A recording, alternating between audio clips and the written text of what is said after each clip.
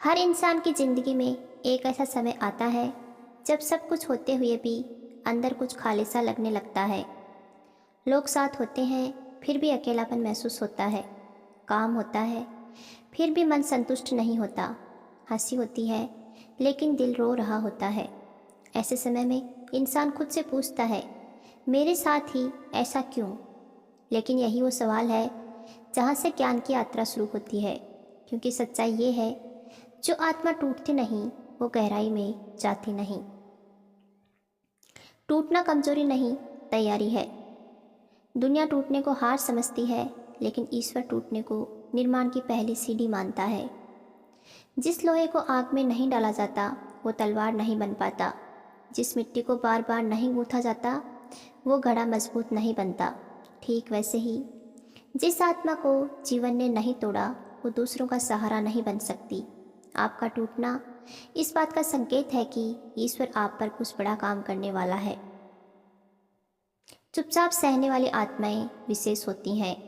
दर्द दो तरह के लोगों को मिलता है। एक वो जो दर्द में दूसरों को दोष देते हैं, और दूसरे वो जो दर्द में भी किसी का बुरा नहीं सोचते।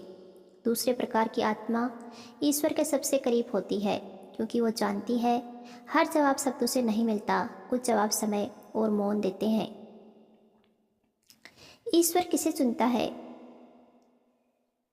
शिव बाबा कहते हैं, मैं उन्हें नहीं चुनता जो खुद को सही समझते हैं, मैं उन्हें चुनता हूँ जो टूटकर भी पवित्र रहते हैं। जो आत्मा अपमान में भी संयम नहीं छोड़ती, दुख में भी धैर्य नहीं खोती, वही आत्मा ईश्वरीय सेवा के योग्य होती है। अकेलापन दंड नहीं, संवाद है। जब जीवन से शोर कम हो जाता है तो आत्मा की आवाज़ साफ सुनाई देती है। ईश्वर कभी भीड़ में बात नहीं करता, वो हमेशा एकांत में बुलाता है।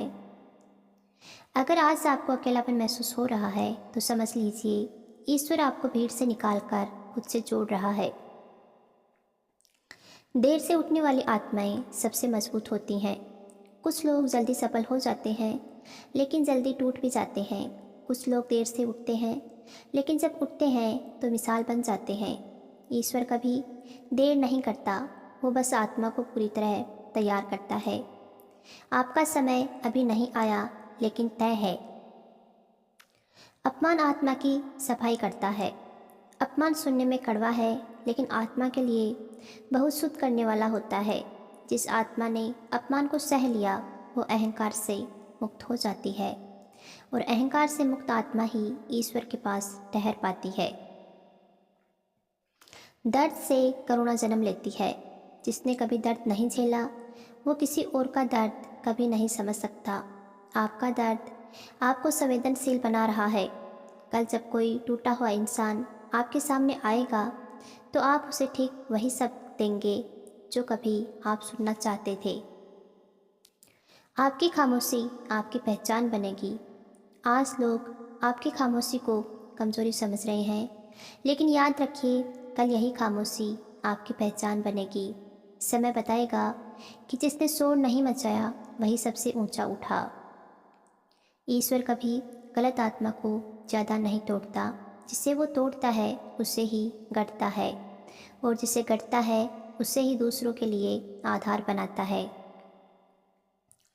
अगर आज आप टूटे हुए हैं, अकेले हैं, अनदेखे हैं और थके हुए हैं तो खुद को दोष मत दीजिए। आप हार नहीं रहे, आप तैयार हो रहे हैं।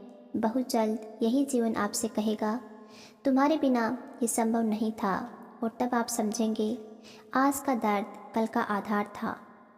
याद रखिए, जो लोग आज टूटे हुए हैं वही आने वाले समय के लिए स्तंभ बनेंगे, क्योंकि ईश्वर कमज़ोर आत्माओं से इतनी मेहनत नहीं करवाता।